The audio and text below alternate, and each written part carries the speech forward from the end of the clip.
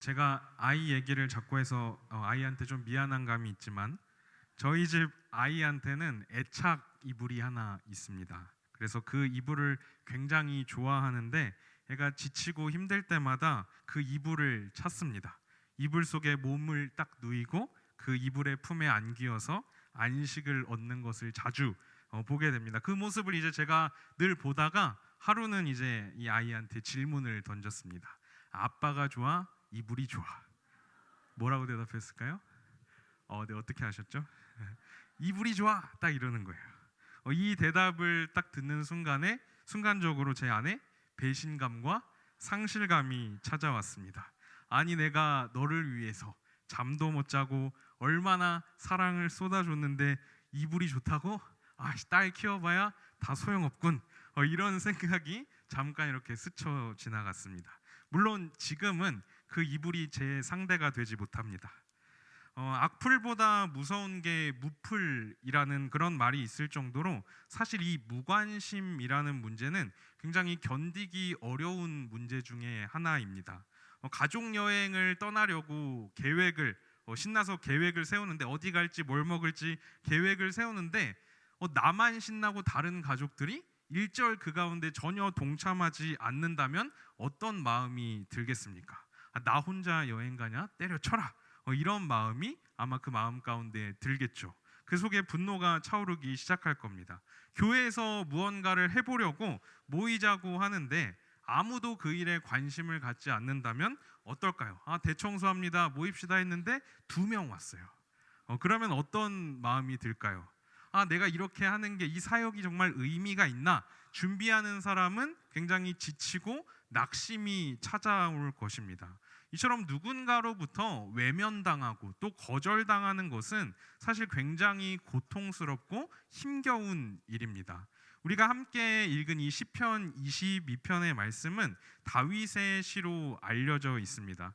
특별히 다윗은 오늘 이 말씀 속에서 굉장히 중요한 문제에 부딪히고 있습니다. 그것은 하나님으로부터 외면을 당하는 것입니다.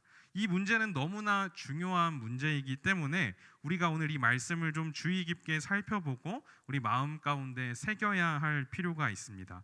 왜냐하면 다윗은 이스라엘의 왕이기 이전에 한 사람의 성도였고 하나님을 믿는 하나님의 백성이었습니다.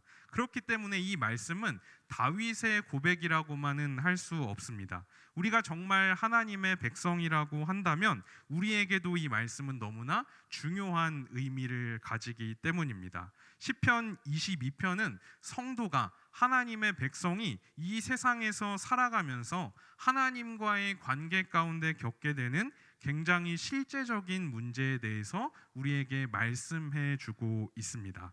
혹 아직 응답되지 않은 기도의 제목이 있으십니까? 하나님이 너무나 멀게만 느껴지는 분들이 계시지는 않으십니까? 예배를 드리고 말씀을 읽고 기도를 해도 하나님의 임재가 느껴지는 것이 아니라 하나님께서 마치 나에게 침묵하고 계신 것처럼 느껴지시는 분들이 계실 수도 있습니다. 하나님께서 개입해 주시고 좀 도와주시기를 간절히 구했지만 오히려 상황이 점점 더 어려워지고 계신 분들이 계실지도 모르겠습니다.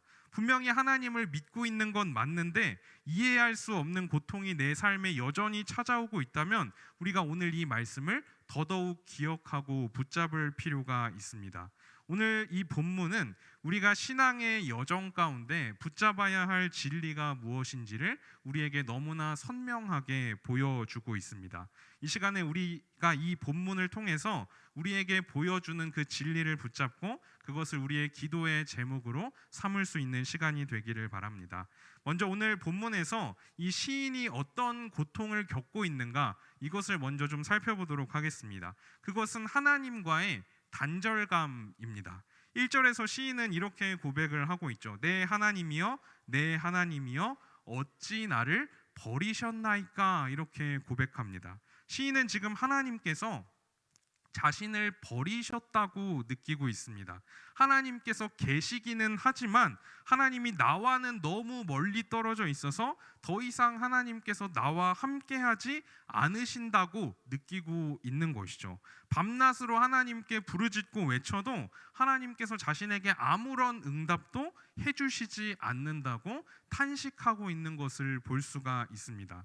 여기서 이 시인이 느끼고 있는 이 하나님과의 단절감은 일시적인 단절감이 아닙니다. 2절에 보면 부르짖다라고 사용된 이 표현을 보면 그냥 한 번 부르짖는 것을 의미하는 것이 아니라 시인이 지속적으로 하나님께 부르짖어 왔고 또 지금도 여전히 부르짖고 있다라는 의미를 가지고 있습니다. 누군가에게 전화를 했는데 통화 중이어서 나 이거 통화 끝나면 다시 전화할게 하면서 나 잠깐 전화 못 받았어 하고 다시 연락이 오는 이런 일시적인 단절감이 아니라 마치 아버지가 아침에 출근을 했는데 집에 들어오지도 않고 연락도 안 되는 거예요. 근데 그게 하루, 이틀, 한 달, 1년, 2년, 3년 오랜 시간이 지나도록 아무 소식도 없는 것과 마찬가지, 이런 지금 단절감을 시인이 느끼고 있는 거죠. 시인은 이토록 절박하고 간절하게 하나님을 찾고 또 찾아왔지만 하나님께서는 자신에게 아무런 응답도 하시지 않는 것처럼 느끼고 있습니다. 마치 하나님이 전혀 나와는 상관없는 하나님이 된 것 같은 그런 상황 가운데 처해 있는 것이죠. 우리도 신앙생활 하면서 아무리 기도해도 하나님이 응답하지 않으실 때 우리 안에는 마치 하나님이 나를 멀리 하시는 것 같고 하나님이 나를 버리셨나 하는 그런 의심의 순간들이 찾아옵니다. 오늘 본문의 시인 역시도 바로 그런 고통의 순간을 지나가고 있는 것을 우리가 발견할 수 있습니다. 그런데 여기서 이 시인이 고백하고 있는 이 고통, 이 단절감, 이 고통은 단순히 시인이 가지고 있었던 어떤 문제가 해결되지 않았기 때문에 찾아오는 고통이 아닙니다.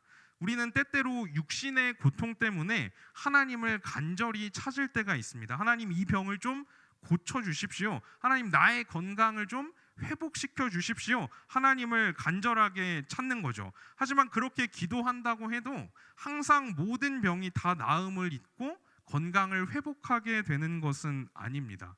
그렇게 되지 않을 수도 있다는 거예요. 그뿐만이 아니라 우리가 가지고 있는 자녀의 문제, 직장의 문제, 관계의 문제, 물질의 문제, 다양한 문제들로 인해서 우리가 하나님을 찾고 부르짖지만 하나님께서 이러한 문제들에 대해서 전혀 응답하지 않으시는 것처럼 느낄 수가 있습니다. 그리고 우리가 이렇게 간구할 때 하나님이 우리의 간구에 응답하지 않는 것을 우리가 느끼게 되면 사실 우리는 그 가운데에서 고통을 경험하기도 하죠.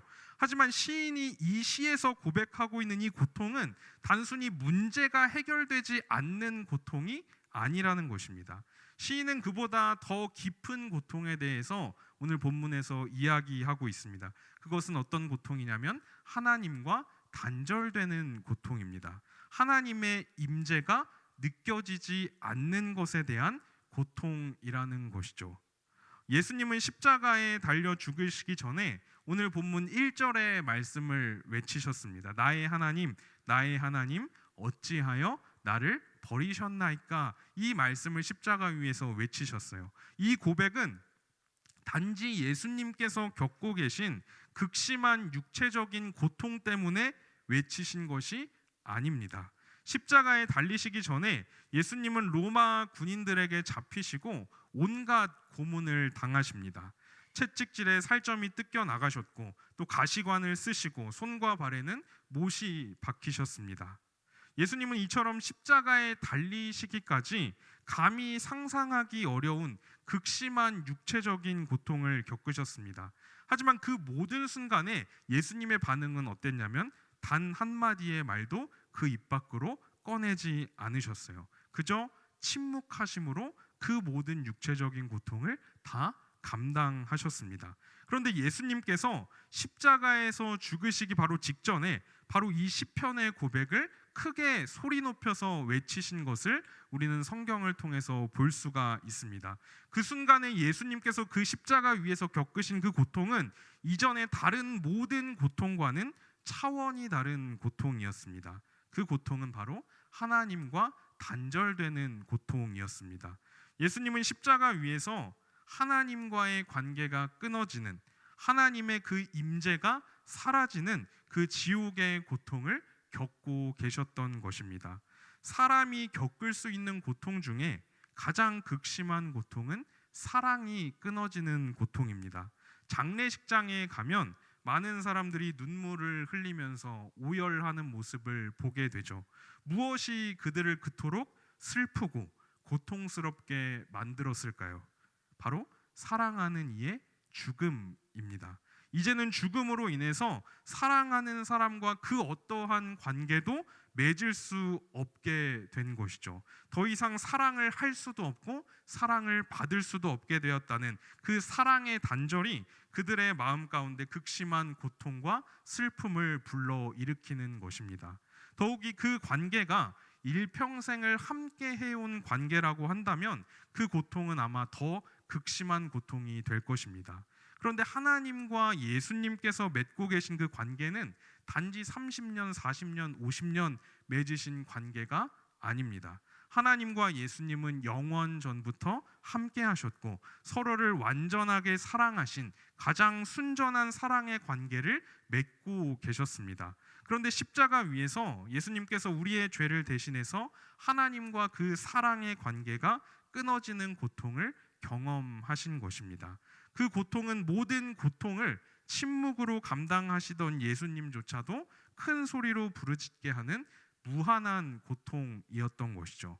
본문에서 시인이 겪고 있는 고통은 단지 나의 어떤 문제가 해결되지 않아서 겪게 되는 고통이 아닙니다. 이 고통은 하나님과의 관계가 단절되었다고 느끼는, 하나님의 임재를 잃어버린 것에 대한 고통이라는 것입니다. 우리에게는 그렇다면 이러한 고통이 있습니까? 사역을 하면서 이 고통에 굉장히 무뎌지는 제 모습을 너무나 자주 발견합니다. 하나님 없이 살아가는 게 익숙해지는 거예요. 성경을 읽어도, 기도를 해도, 설교를 해도 그저 행위로서만 그것을 할 뿐이지 그 가운데에서 하나님을 누리지 못할 때가 많이 있습니다. 문제는 어느 순간에 그것이 너무 일상이 되어버려서 그렇게 살아가는 것이 그냥 자연스럽고 당연한 것으로 여기면서 아무 감각 없이 살아간다는 것이죠. 그래도 내가 나한테 주어진 일, 할 도리는 다 하고 있으니까 괜찮아 이러면서 스스로 거짓 위로를 하면서 하나님 없이 살아가는 것에 대해서 전혀 고통스러워하지 않는 제 모습을 발견하게 될 때가 너무나 많습니다. 우리 성도님들은 어떠십니까?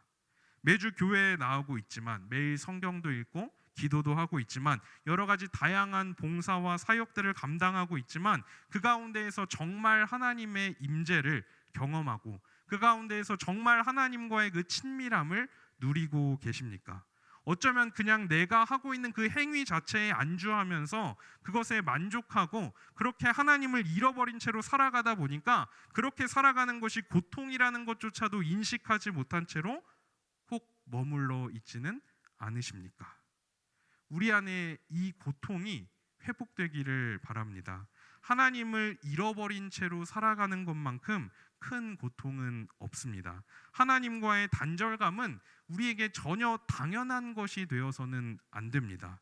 우리에게 가장 큰 기도의 제목이 되어야 할 부분이고 가장 간절하게 우리가 하나님을 붙잡아야 할 부분이 되어야 할 것입니다. 또 시인은 이처럼 하나님과의 단절감을 느끼고 있을 뿐만 아니라 사람들로부터도 조롱과 비웃음을 당하고 있습니다. 하나님께서 응답하시지 않는 것처럼 보이는 그 현실로 인해서 사람들은 하나님을 믿고 의지하고 있는 이 시인을 조롱합니다.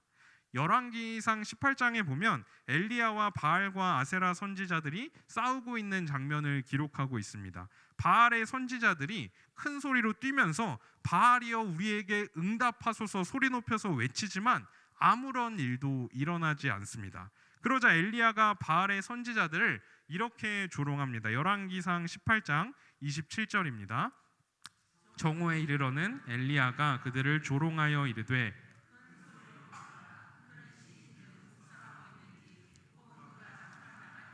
혹은 그가 길을 행하는지 혹은 그가 잠이 들어서 깨워야 할 것인지 하매 뭐라고 지금 엘리야가 조롱하냐면, 야 너희 신 잠깐 어디 갔나 보다, 좀 더 큰 소리로 한번 불러봐라. 지금 이런 식으로 이 바알 선지자들을 조롱하고 있는 거죠. 그리고 이 조롱이 끝난 후에 엘리야가 하나님께 기도하자마자 불이 내려서 그 재물을 다 태워버립니다. 그리고 사람들이 그 모습을 보고 아 그는 진짜 하나님이시로다 이렇게 고백하는 장면이 성경에 기록되어 있습니다. 자, 한번 생각해 보면 원래 이게 맞는 거 아닙니까? 하나님께서 하나님의 백성에게 응답해 주시고 그것을 보고 사람들이 하나님을 인정하는 일들이 일어나야 하는 게 원래 하나님의 백성에게 당연한 모습이라고 우리는 생각합니다. 그런데 오늘 7절과 8절 말씀을 보면 완전히 반대의 상황이 지금 펼쳐지고 있는 거예요. 야, 너 하나님 믿는다며? 그런데 네 꼴이 지금 왜 그러냐? 하나님 어디 가신 거 아니냐? 하나님이 너 그냥 놔두시는 거 보니까 하나님이 너 별로 안 사랑하시나 보다. 지금 시인이 사람들로부터 이런 조롱과 멸시를 당하고 있다는 것이죠. 더군다나 12절부터 보면 수많은 원수들이 이제 시인을 둘러싸고 위협하는 모습이 나타납니다. 그리고 이러한 조롱과 원수들의 공격 앞에서 시인은 생명의 위협을 느끼고 그의 전 존재가 무너지고 있음을 고백하고 있습니다. 육체적으로나 정신적으로나 영적으로나 자신의 전 존재가 무너져 내리는 것을 지금 이 시인이 경험하고 있다는 것이죠. 그렇다면 이처럼 극심한 고통 가운데 이러한 고통을 경험하고 있는 이 시인이 이런 상황 속에서 어떻게 반응하고 있는가? 이것을 우리가 생각해 봐야 되겠죠. 시인은 하나님의 임재가 느껴지지 않는 이 극심한 고난 가운데에서도 하나님을 이렇게 고백합니다. 나의 하나님, 나의 하나님. 시인은 여전히 하나님을 나의 하나님이시라고 고백하고 있습니다. 이것은 시인이 하나님과의 관계를 여전히 놓지 않고 있다는 것을 보여주고 있습니다. 자신이 비록 하나님으로부터 외면당하는 것처럼 느껴질지라도 자신은 여전히 하나님을 나의 하나님으로 고백하면서 하나님을 붙잡겠다고 고백하고 있는 것입니다. 그래서 오늘 본문을 보다 보면 반복되는 패턴을 발견할 수가 있습니다. 시인은 먼저 자신이 처한 그 고통을 토로하면서 하나님께 부르짖습니다. 눈물 섞인 탄식을 하나님께 쏟아 놓는 거죠. 그런데 그렇게 하고 나서 다시 하나님을 붙잡습니다. 한글 성경에는 잘 나타나 있지 않지만 오늘 읽은 말씀들을 보면 그러나라는 접속사가 반복적으로 사용됩니다. 3절과 9절과 19절에 사용이 되고 있는데 하나님께서 나를 버리신 것 같다고 부르짖은 이후에 그러나 이스라엘의 찬송 중에 계시는 주여 주는 거룩하십니다 고백을 합니다.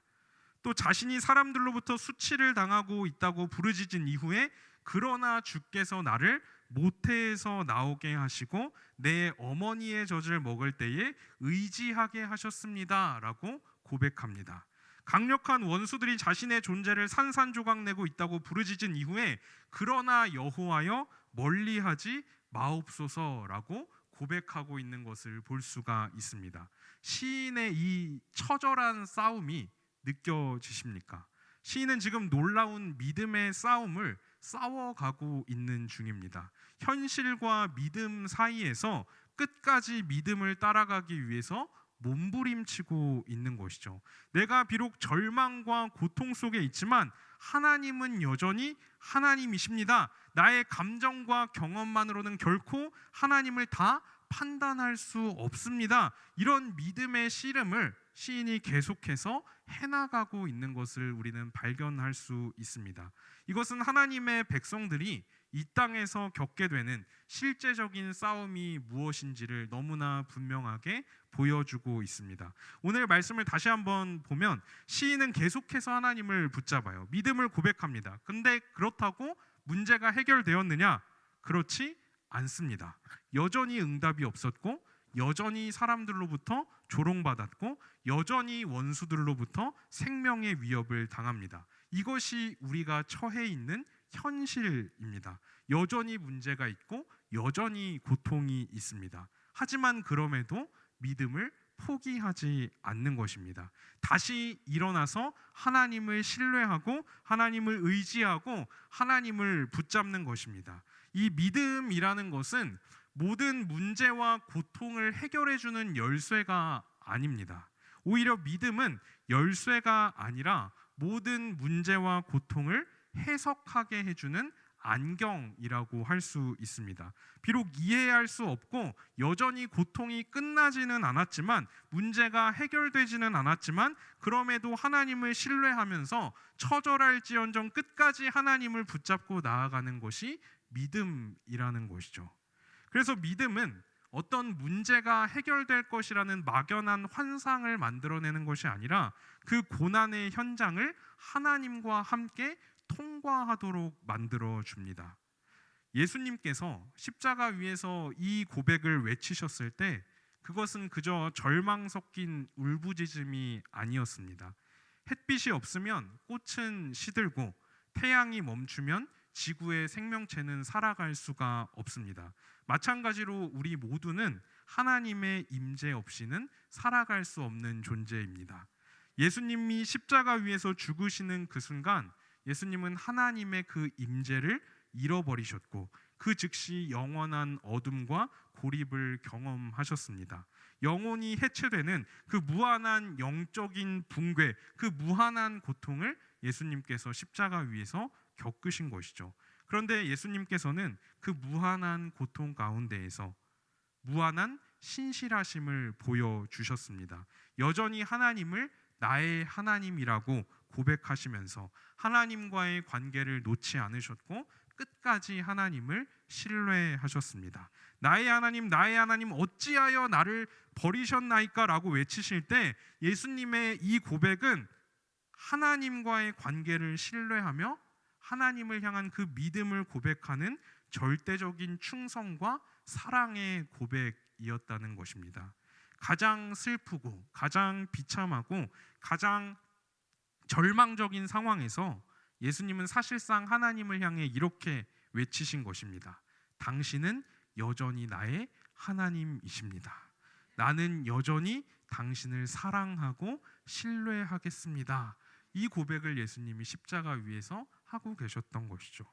오늘 본문의 마지막 부분에서 시인은 이렇게 고백합니다. 주께서 내게 응답하시고 들소의 뿔에서 구원하셨나이다 라고 고백합니다. 이 말씀을 보면 시인은 주께서 자신에게 응답하셨고 과거형으로 기록하고 있습니다. 응답하셨고 들소의 뿔에서 자신을 구원하셨다라고 고백을 합니다. 오랫동안 이 믿음의 싸움을 해오던 시인은 마침내 하나님의 응답과 구원의 역사를 경험하게 됩니다. 하나님께서 원수들로부터 자신을 구원하셨고 자신의 그 부르짖음에 응답하셨고 결국 다시 하나님의 임재를 회복하게 된 것입니다.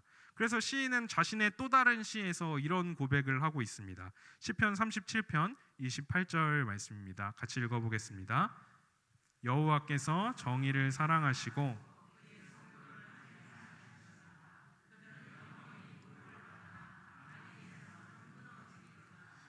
아멘. 여호와께서 그의 성도를 버리지 아니하심이로다. 그리고 시편 이어지는 시편 23편 6절에서도 시인은 이렇게 고백을 하고 있죠. 내 평생에 여호와의 선하심과 인자하심이 반드시 나를 따를 것이다라고 고백하고 있는 걸 볼 수가 있습니다. 예수님은 오늘 우리가 함께 읽은 이 시편 22편의 말씀을 완전하게 성취하셨습니다. 본문의 시인은 결국 이 죽음의 위협 가운데에서 하나님의 구원을 경험했습니다. 하지만 예수님은 십자가 위에서 실제로 하나님께 버림을 당하셨습니다. 우리의 죄를 대신 짊어지신 채로 하나님과의 그 단절을 온 몸과 영혼으로 겪어내셨습니다. 하지만 그 고통의 자리에서조차 하나님을 신뢰하시며 하나님을 의지하셨습니다. 예수님께서는 시인이 겪은 고통보다 더 무한한 고통을 겪으셨고 이 시인이 보여준 신실함보다 더 무한한 신실하심을 보여주셨습니다. 그리고 하나님께서는 이러한 예수님의 충성스러운 순종을 받으시고 예수님을 다시 살리셨습니다. 그리고 예수님을 믿는 모두에게 영원히 하나님의 자녀가 되는 놀라운 약속을 선물로 허락해 주셨습니다. 예수님이 이처럼 우리를 대신해서 하나님께 버림받으셨기 때문에 주님 안에 있는 우리는 결코 버림을 받지 않습니다. 우리가 이 사실을 정말 기억한다면 어떤 상황에서도 하나님을 나의 하나님이라고 부를 수 있습니다. 믿음을 가지고 있어도 우리가 성도여도 우리는 여전히 삶에서 고통과 단절감을 경험할 수 있습니다. 하지만 그것이 하나님께서 실제로 우리를 버리셨다는 것을 의미하는 것은 아닙니다. 하나님께서는 이미 예수 그리스도의 십자가의 죽음과 부활을 통해서 우리를 끝까지 붙드시겠다고 약속하셨기 때문입니다. 내가 느끼지 못해도 때로는 나에게 아무런 응답이 주어지지 않는 것처럼 보여도 하나님은 여전히 나의 하나님이 되어 주십니다. 우리에게 찾아오는 그 고난과 응답되지 않는 현실은 결코 무의미한 것이 아닙니다. 이러한 과정을 통해서 우리는 하나님을 더 깊이 경험하게 될 것이고 우리는 하나님께서 더 기뻐하시는 하나님의 사람으로 빚어져 가게 될 것입니다. 예수님 안에서 이 놀라운 위로와 소망이 우리에게 주어졌다는 이 사실을 붙잡고 오늘도 우리는 믿음을 지키는 삶을 살아가야 합니다.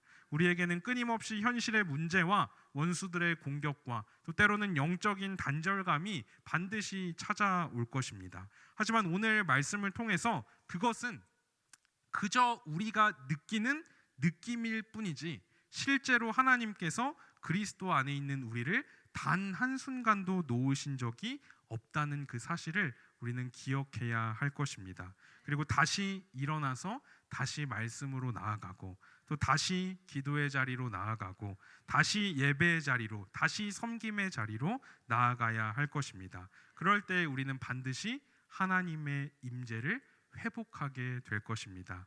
이 소망이, 이 약속이, 이 은혜가 우리 모두에게 부어지기를 간절히 소망합니다.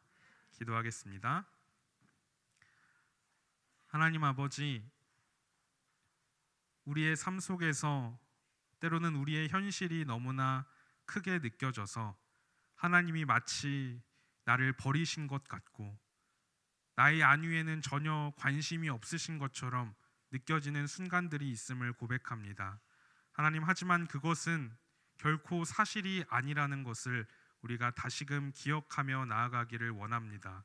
그리스도 안에서 이미 우리를 하나님의 자녀 삼아 주시고 영원한 하나님의 백성 삼아 주신 그 하나님의 은혜를 우리가 다시 기억하며 그 하나님의 신실한 사랑을 붙잡고 다시 일어서기를 간절히 원합니다.